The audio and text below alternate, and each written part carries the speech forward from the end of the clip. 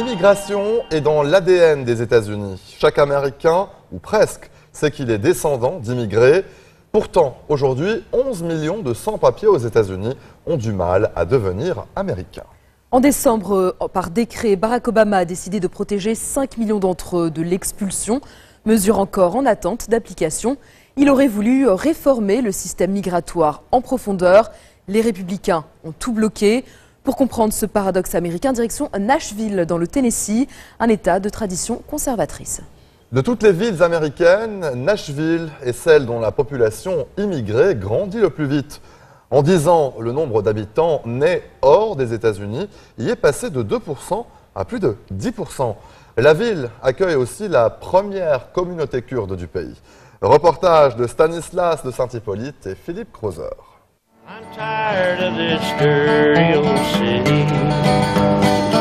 Tired of too much work. Nashville, dans le Tennessee, est plus connue comme capitale de la country music, ville de Johnny Cash et au lieu de l'industrie du disque. Et pourtant, à quelques kilomètres du centre, la capitale du Tennessee héberge la première communauté kurde des États-Unis. Le quartier a été baptisé Little Kurdistan, avec son centre communautaire, ses supermarchés et bien sûr ses boulangeries traditionnelles.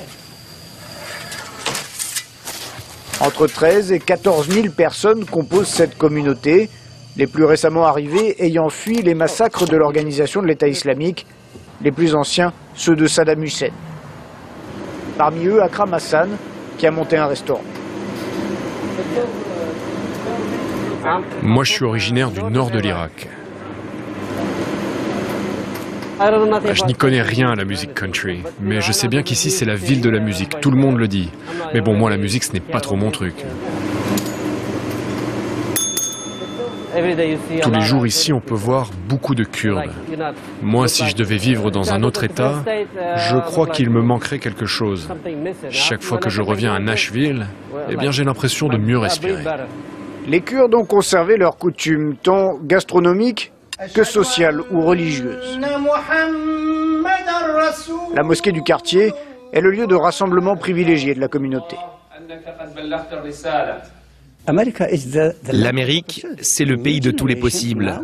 La nouvelle génération, ils comprennent qu'ils sont américains. Ils vivent en Amérique, ils ont été américanisés et ils savent comment se comporter.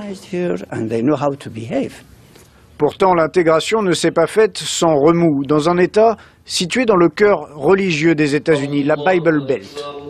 En 2009, Nashville faisait la une des médias avec un référendum pour faire de l'anglais la langue unique de l'administration, projet anti-immigré selon ses détracteurs. Ce projet a été rejeté très clairement par les urnes. Et ça a été un moment fort pour notre ville. À l'époque, la ville commençait à ressentir les effets de cette vague d'immigration. Et je crois que les habitants ont fait un choix en pleine conscience, une décision délibérée et juste, celui de devenir une ville ouverte, accueillante et généreuse. Des tensions subsistent. En 2012, à quelques kilomètres de Nashville, la construction de cette mosquée a provoqué manifestations et actes de vandalisme. Un an plus tard, un élu propose une nouvelle loi, l'anglais comme seule langue pour le permis de conduire. Mesure anti-immigrée, disent à nouveau les opposants. La loi ne passe pas, aux grandes dames de son auteur. Mon projet de loi disait en substance que quand vous passez votre permis de conduire, se pose avant tout une question de sécurité. Il faut connaître le code de la route. Et quand vous conduisez aux États-Unis, beaucoup de panneaux comportent des mots, des textes qu'il faut pouvoir lire et comprendre. Si on parle des citoyens qui vivent ici en toute légalité, je suis à 100% de leur côté. Par contre, concernant ceux qui sont là clandestinement, moi je dis qu'on renforce nos frontières. Il est temps qu'on s'occupe d'abord de nos citoyens. Dans ce débat, Nashville est un laboratoire pour le pays. En décembre dernier, Barack Obama a publié des décrets pour les sans-papiers et pour les promouvoir, c'est à Casa Safran, ce centre d'aide pour immigrés, qu'il s'est rendu. Les visages que l'on voit dans cette maternelle sont les visages du Nashville de demain. La plupart des familles que l'on aide ici bénéficieront des décrets annoncés par Barack Obama. Beaucoup de ces familles sont sans papier. Pour le seul État du Tennessee, ce décret présidentiel devrait profiter à environ 55 000 personnes.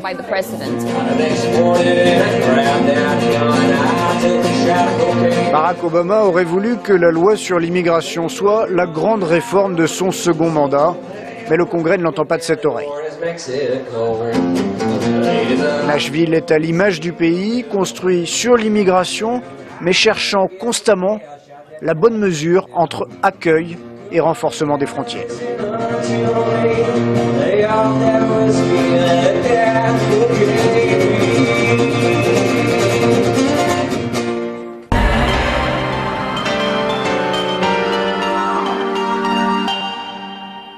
Direction l'Afghanistan à présent, où l'économiste Ashraf Ghani est à la tête du pays depuis septembre dernier. Il partage le pouvoir avec Abdallah Abdallah, son rival à l'élection présidentielle. Les deux hommes ont mis des mois avant de former leur gouvernement. Après s'être enfin mis d'accord sur une liste de noms, ceux-ci devaient encore être approuvés par le Parlement afghan. En avril, le Parlement approuve enfin la nomination de 16 ministres. Pour la première fois, 4 femmes font partie du gouvernement. Certains ministres sont soutenus par Ashraf Ghani, d'autres par Abdullah Abdullah. Les correspondants de France 24, Claire Debuisé et Kamal Abdourahim, ont rencontré la ministre de l'Enseignement supérieur et le ministre de l'Économie. Tous deux assurent que le gouvernement travaille désormais à l'unisson. Mais la tâche est énorme dans un pays marqué par 3 décennies de conflits. À Kaboul, le ministère de l'Enseignement supérieur vit une petite révolution. Elle s'appelle Farida Momand. À 50 ans, elle fait partie des 4 femmes ministres du gouvernement d'unité nationale. Un défi de taille pour cette docteure de formation et novice en politique, la première femme de l'histoire du ministère à ce poste. Il y a beaucoup de femmes éduquées ici, mais elles n'ont pas accès aux postes à responsabilité. L'Afghanistan s'améliore sur ce point. Le pays change ses vieilles habitudes. Je veux profiter de cette opportunité pour aider les femmes d'Afghanistan. Ce matin, Farida Momand mène la réunion hebdomadaire avec ses chefs de département. Son ministère doit résoudre une équation impossible. Améliorer l'éducation à l'université malgré des finances au plus bas. En Afghanistan, moins de 2% du budget de l'État sont dédiés à l'enseignement supérieur. C'est insuffisant, mais Farida Momand savait ce qu'il attendait. Quand j'ai accepté ce poste, je savais que ça allait être difficile, mais j'avais un plan. Je me suis dit de faire comme dans la vie de tous les jours. Quand on rencontre des difficultés, si on fait preuve de volonté et qu'on travaille dur, on arrive à en voir le bout. Un tour dans une université de Kaboul suffit pour mesurer l'étendue des besoins. Ce campus accueille près de 6000 étudiants. À côté des bâtiments principaux, plusieurs classes sans portes ni fenêtres. Ici, les travaux durent depuis des mois et les lenteurs du nouveau gouvernement n'ont rien arrangé. Farida Momand vient en personne pour rassurer les étudiants. N'hésitez pas si vous avez des questions ou des commentaires à faire, même si je sais qu'il y a encore beaucoup de problèmes à résoudre. Ces derniers ont du mal à croire aux promesses de la nouvelle ministre. Ça fait plus de 2 mois qu'on étudie ici. Ils nous ont promis des nouveaux locaux, mais regardez où on est. S'il y a le moindre courant d'air dans la classe, la poussière nous tombe dessus. Quand on voit toutes les difficultés auxquelles est confronté l'Afghanistan, je ne suis pas sûre qu'elle ou quiconque puisse tenir ses promesses. Pour le gouvernement, il faut restaurer la confiance du peuple afghan. Une confiance mise à mal par l'ancien président Hamid Karzai et par le conflit entre les 2 chefs de l'exécutif, Ashraf Ghani et Abdullah Abdullah. Il leur a fallu des mois pour former un cabinet ministériel. Abdul Sattar Mourad est ministre de l'économie. Pendant les élections, il était le chef de campagne d'Abdullah Abdullah. Aujourd'hui, il assure que les désaccords d'hier sont derrière lui. Le passé, c'est le passé. Nous regardons désormais vers l'avenir. Nous espérons certes que le docteur Abdullah gagnera aux prochaines élections. Mais je ne veux plus commenter sur ce qui s'est passé. Je préfère parler de comment nous pouvons nous mettre au service du pays, comment améliorer sa situation économique.